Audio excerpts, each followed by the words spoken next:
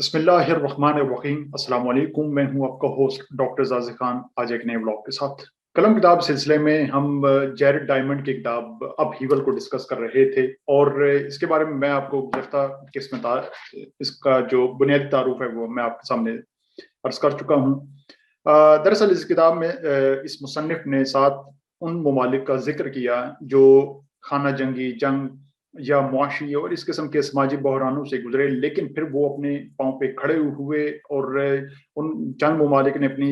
जो आज़ादी की जंग वो भी लड़ी, गुर्बत, अफलास और ऐसे हालात से गुजरे कि आज वो तरक्की याफ्ता ममालिक में शुमार होते हैं। उसमें से जो पहला मुल्क है वो है फिनलैंड। अब ये छोटा सा एक मुल्क है जो नॉर्दर्न जो यूरोप है उसका उसके छोटे से हिस्से में वाक़या है, लेकिन इस मुल्क ने कुछ कमालात दिखाए, तालीम के शोबे में हो या टेक्नोलॉजी के शोबे में हो, और इस मुल्क ने पूरी दुनिया में अपना जो एक मुकाम वो इसने तय किया। अब इस पर आने से कबल ये देखना पड़ेगा कि ओईसीडी की एक तंजीम है, organisation for economic cooperation and development. ये कई दर्जन ममालिक की एक बड़ी तंजीम है जो तरक्की याफ्ता और ऐसे ममालिक पर मुश्तमिल है कि जिनकी इकॉनमीज जो मीशतें हैं वो बड़ी मीशतें हैं दुनिया में। अब ये ममालिक की जो तंजीम है ये हर साल एक इंटरनेशनल एक असेसमेंट टेस्ट करती है, जिसे programme for international student assessment यानी कि पीसा का नाम दिया गया है। इस टेस्ट में ये हर साल जो स्कूल ग्रेड्स के तालिब इल्म होते हैं उनकी जो काबिलियत हो, अहलियत हो, वो टेस्ट की जाती है मैथमेटिक्स में, रियाजी, साइंस और रीडिंग यानी पढ़ने में। अब इन 3 मज़ामीन की बुनियाद पर ये हर साल तय करते हैं कि किस मुल्क का जो तालीमी निज़ाम है वो बेहतर है। और आपको जानकर ये हैरत होगी कि फिनलैंड वो मुल्क है कि जो इस जो टेस्ट रैंकिंग में दुनिया के टॉप ममालिक, सर फहरिस्त जो ममालिक हैं उनमें से पहले दूसरे नंबर पर आता है। और ये कई सालों से इसने जो अपनी ये इनफरादी हैसियत वो बरकरार रखी हुई है। फिनलैंड के जो तालिब इल्म हैं वो 8वीं और 10वीं 12वीं के इम्तिहानात में, जिनमें साइंस मैथ का जो इम्तिहान हो, उसमें दुनिया के स्टूडेंट्स में, दुनिया के तालिब इल्मों में सबसे ज्यादा नंबर लेते हैं। ये एक मुसल्लिमा हकीकत है। अब ये कैसे मुमकिन है कि छोटा सा मुल्क हो जिसकी एक महदूद सी मीशत हो और जिसका एक छोटा सा रकबा हो, वो एक ऐसा शानदार तालीमी निज़ाम वज़ा करे कि जिसमें तख्लीकी ज़हन पैदा हो, एक ऐसा इंसान उसकी तामीर हो कि वो ना सिर्फ वो अच्छा इंसान हो बल्कि कानून पर अमल करे, वो अपने वक्त पर टैक्स अदा करे और फिर ना सिर्फ मुल्क का नाम रोशन करे बल्कि वो मुल्क की तरक्की में भी अपना भरपूर किरदार अदा करे। तो अब ये जो तालीमी निज़ाम है कि जिसकी एक प्रोडक्ट जो है वो एक अच्छा इंसान बना रही है, इसे समझने के लिए इसके फिनलैंड का जो माजी है उसमें हमें थोड़ा सा जाना पड़ेगा। फिनलैंड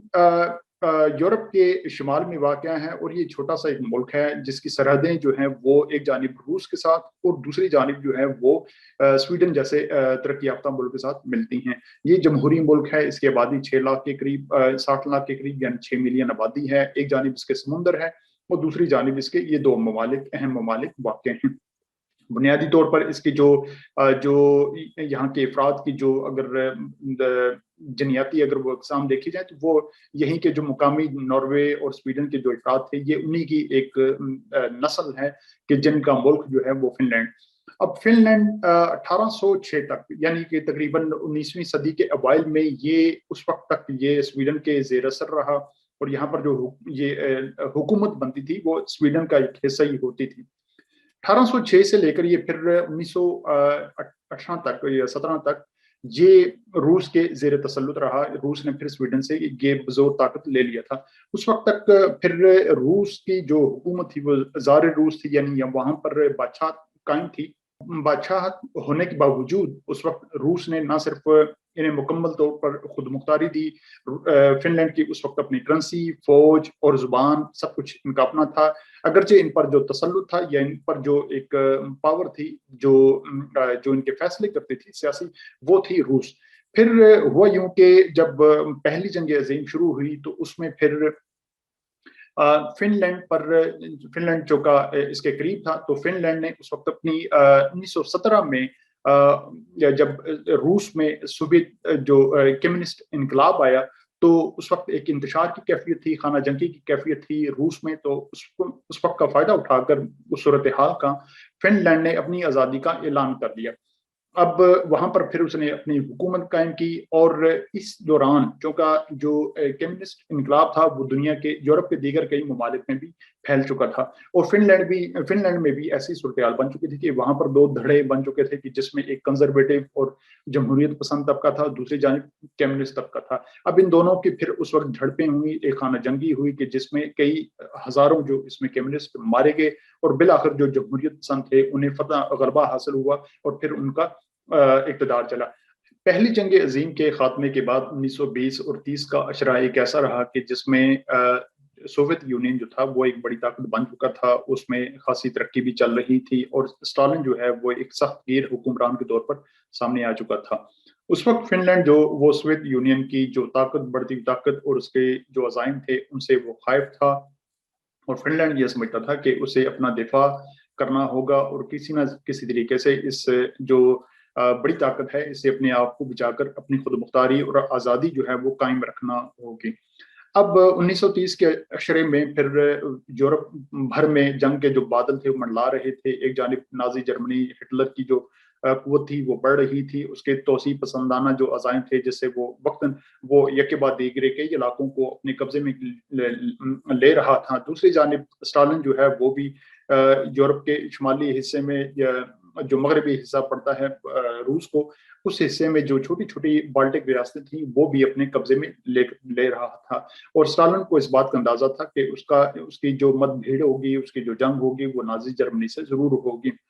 اب یہ پھر جنگ عظیم دوم کا پھر دور شروع ہوتا ہے، کہ جس میں پھر 1939 میں جب نازی جرمنی بڑھتا چلا گیا، اس نے پھر پولینڈ پر قبضہ کر لیا، تو اب اس کے یہ خدشات واضح طور پر سامنے پورے ہو رہے تھے کہ نازی جرمنی کا جو اگلا ٹارگٹ ہوگا وہ سوویت یونین ہوگا، یعنی وہ ہٹلر سوویت یونین پر ہر حال میں وہ حملہ ضرور کرے گا۔ اب اسی حکمت عملی کے تحت کہ دونوں جانب، ایک جانب اسٹالن دوسری جانب نازی جرمنی، تو اسٹالن نے بھی جو اپنی پھر ایک کیلکولیشن کی، اور اس کے مطابق اسے یہ مناسب دکھائی دیا کہ وہ فن لینڈ اور جو چھوٹی موٹی ریاستیں تھیں جرمنی کے قریب وہ ان پر قبضہ کر لے، تاکہ وہ اپنا جتنا بھی علاقہ اور اپنی جتنی بھی وہ فورسز جرمنی کے قریب لے کر جا سکتا ہے وہ لے کر چلا جائے۔ پھر نومبر 30 1939 کو ایک معاہدے کے تحت، چونکہ اس وقت اسٹالن نے یعنی سوویت یونین نے فن لینڈ سے کچھ مطالبات پیش کیے کہ وہ اسے اپنی بندرگاہیں یا بڑے بڑے شہروں میں اپنے فوجی اڈے بنانے دے۔ فن لینڈ نے اس بات سے انکار کیا، تو اس پر سوویت یونین کی فوجوں نے اس پر حملہ بول دیا اور پھر بمباری شروع کر دی۔ کہا جاتا ہے کہ پہلی رات یعنی 30 نومبر 1939 کو سوویت یونین کی بمباری سے فن لینڈ کی 10% جو آبادی تھی وہ زخمی ہوئی یا ہلاک ہو گئی، یعنی کہ چونکہ یہ چھوٹا سا ملک تھا اور سوویت یونین ایک بہت بڑی طاقت بن چکا تھا، تو اس کی بمباری اس قدر شدید تھی کہ فن لینڈ کی 10% جو آبادی تھی وہ اس سے ہلاک ہو گئی۔ اب اس کے بعد چونکہ یہ سردی کا موسم تھا، اور فن لینڈ کا جو بارڈر ہے روس کے ساتھ، سوویت یونین کے ساتھ، وہ بارڈر جو ہے وہ تمام انتہائی سرد علاقہ ہے اور پہاڑی علاقہ اس میں سمجھا جاتا ہے۔ اب وہاں سے سوویت یونین کی جو فوجیں تھیں وہ زمینی رستے سے داخل ہوئیں، اور پھر ان کے ساتھ بہت بڑی تعداد میں ٹینک، ان کے پاس فائٹر جیٹس، آرٹلری اور یہ تمام طاقت۔ دوسری جانب فن لینڈ جو انتہائی چھوٹا سا ملک تھا، جس کی 6,60,00,000 ٹوٹل آبادی، چونکہ اس وقت 1939 میں اس کی آبادی جو تھی وہ 37,00,000 ٹوٹل آبادی تھی۔ دوسری جانب روس کی جو آبادی تھی وہ تھی 170 ملین، یعنی کہ 17 کروڑ اس کی آبادی تھی۔ اس کے پاس جو فوج تھی بہت بڑی تھی، اور اس نے اپنی جو 5 لاکھ کے قریب جو اس کی جو ایک چوتھا حصہ بنتا تھا اس کی فوج کا، وہ اس نے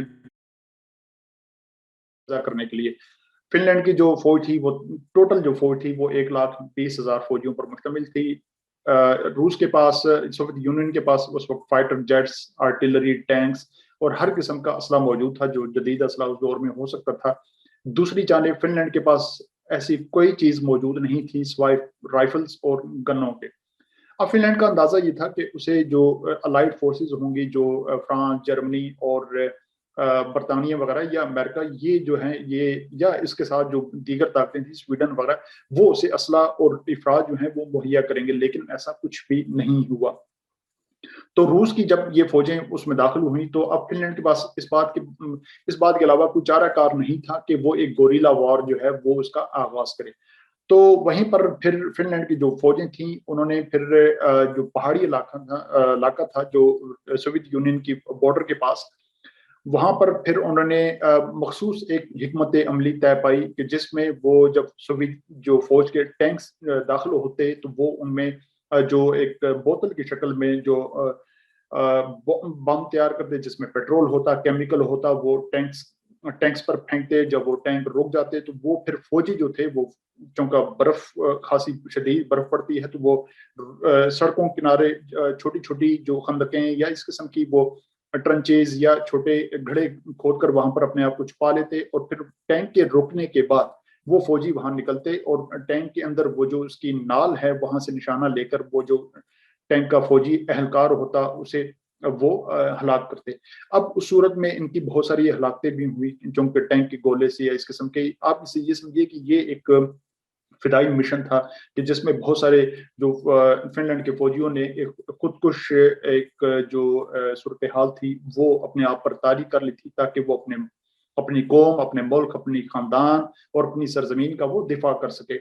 اب یہ چونکہ یہ جب نقصانات بڑھتے چلے جا رہے تھے، دوسری جانب جو اس کی فوجیں پیدل تھیں، آرٹلری میں تھیں یا بختر بند گاڑیاں، موٹر سائیکلیں جو فوجی اس وقت دور میں مستعمل تھی، ان میں جب وہ فوجیں سوویت یونین کی فن لینڈ میں داخل ہوتی تو یہاں پر فن لینڈ کے جو فوجی تھے وہ چونکہ برف کے اس علاقے سے آشنا تھے، وہ سفید لباس میں ملبوس ہوتے، وہ کیموفلاج کر لیتے اور پھر اپنی جو اسکین جو ان کے پاس اوزار ہوتے انہی کے ذریعے وہ چلتے اور برف میں جا کر وہ چھوٹی چھوٹی ٹولیوں کی صورت میں سوویت فوجیوں کو نشانہ بناتے۔ تو کہا جاتا ہے کہ جنگ کے اختتام پر جب اسٹالن کو اس بات کا اندازہ ہوا کہ اس علاقے میں اس کی فوج کا جو نقصان ہے بہت زیادہ بے تحاشا بڑھ رہا ہے، تو اس نے پھر اپنی جو مہم تھی وہ اسے روک دی، اور یہ بھی جو ایک اندازے کے مطابق اس میں ایک فن لینڈ کی فوجی کے بدلے میں یعنی کہ اس کے متبادل 8 فوجی جو سوویت یونین کے وہ اس میں ہلاک ہوئے، اور اس کا جو دیگر مالی اور جو اس کا فوجی نقصان تھا وہ بے تحاشا ہوا۔ اس قدر جانی نقصان ہونے کے باوجود فن لینڈ نے یہ پھر مناسب سمجھا کہ جب سوویت یونین نے وہاں سے کچھ پسپائی اختیار کی یا اپنی جو فوجی مہم تھی اسے بند کیا، تو فن لینڈ کی جو سیاسی قیادت تھی پھر انہوں نے اپنے صلح کے لیے ہاتھ بڑھایا اور وہ پھر ماسکو گئے تاکہ جا کر وہ اسٹالن سے اس سلسلے میں گفت و شنید کر سکیں۔ تو اسٹالن نے اس وقت پھر ایک معاہدہ کیا اور اس کے تحت انہوں نے اسٹالن نے سخت شرائط جو اس پر نافذ کی فن لینڈ پر، اور اسے ایک کثیر علاقہ جو ہے وہ بطور معاہدہ اس میں وہ لے لیا فن لینڈ سے۔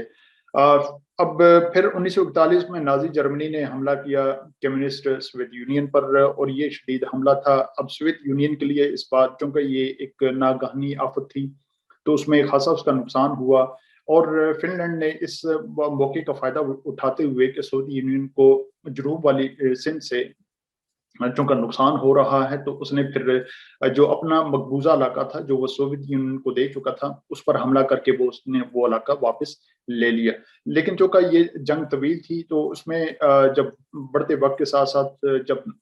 ایسا وقت آیا کہ جرمن جو فوجیں تھیں انہیں شکست ہونا شروع ہوئی، اور جو سوویت یونین کی جو فوجیں تھیں وہ ابتدائی ہزیمت کے بعد انہیں جب برتری حاصل ہونا شروع ہوئی اور انہوں نے جرمن جو فوجیں تھیں انہیں دھکیلتے ہوئے وہ مغرب کی جانب بڑھتے چلے گئے، برلن کی جانب، تو اس وقت پھر اسٹالن کی فوجوں یعنی سوویت فوجوں نے دوبارہ فن لینڈ پر حملہ کر دیا۔ اس بار حملہ بھی شدید تھا، بڑی فوج بھی اس پر لگائی گئی اور خاصا فن لینڈ کو جانی نقصان اٹھانا پڑا۔ یہ کہا جاتا ہے کہ جو ایک چھٹا حصہ جو اس کی آبادی کا وہ اس میں اسے جانی نقصان کا سامنا کرنا پڑا، تقریباً 1 لاکھ کے قریب آبادی وہ اس میں ہلاک ہوئی جو اس کے فوجی تھے فن لینڈ کے، اس میں بہت سارا دیگر جانی نقصان ہوا، ان کی آبادی اور ان کے بیواؤں اور اس قسم کے جو دیگر نقصانات تھے وہ اس میں سامنے آئے۔ اب یہ تھا جو وقت تھا 1944 کا۔ اب 1944 میں یہ بات واضح ہو چکی تھی کہ جرمن جو نازی جرمنی اس کی شکست واضح ہو چکی تھی، اور فن لینڈ کو جو ایک فوجی جو ایک قوت دستیاب تھی وہ صرف نازی جرمنی کی تھی۔ تو اس وقت فن لینڈ نے مناسب سمجھا کہ وہ پھر ایک مرتبہ جو ایک معاہدہ ہے اسٹالن سے وہ طے کر لے، اور صلح کے نتیجے میں جو اسے اگر کچھ لینا دینا ہو تو وہ لے کر اپنا جو ایک اپنی سرزمین کو اس سے سوویت تسلط سے وہ بچا لے۔ تو پھر ایک دوسرا معاہدہ ہوا، اور اس معاہدے کے نتیجے میں پھر سوویت یونین نے دوبارہ کڑی شرائط اس پر سوویت یونین پر فن لینڈ پر نافذ کی۔ اب وہ کڑی شرائط کیا تھیں، اور انہوں نے اس فن لینڈ کو کس مقام پر لا کھڑا کیا تھا، فن لینڈ باوجود ایک چھوٹا ملک ہونے کے وہ کیسے ان شرائط سے وہ نمٹا، اور اس نے اس بات کو حقیقت جان لیا کہ اس کے ساتھ یعنی اس کا کوئی پشت پناہ نہیں ہوگا، چاہے یورپ کے دیگر ممالک وہ ڈیموکریٹک ممالک تھے، طاقتور تھے، لیکن اس کے ساتھ کوئی کھڑا نہیں ہوگا۔ اور اسے سوویت یونین چونکہ اس وقت ایک فاتح بن کر سامنے آ چکا تھا نازی جرمنی کی شکست کے بعد، تو فن لینڈ کو اس بات کا اندازہ ہو چکا تھا کہ اس کی سرحد جو ہے وہ کبھی تبدیل نہیں ہوگی سوویت یونین کے ساتھ، تو اسے کچھ نہ کچھ کمپرومائز کرنا پڑے گا۔ اب وہ معاہدہ کیا تھا، وہ کتنی کڑی شرائط تھی، اور اس کے نتیجے میں اسے اپنا جو وجود تھا وہ بھی قائم رکھنا تھا فن لینڈ کو، اور ایک بہت بڑی رقم بھی ادا کرنی تھی۔ لیکن اب اس معاہدے کو قائم رکھنے کے لیے اور ان شرائط کو طے کرنے کے لیے فن لینڈ نے جو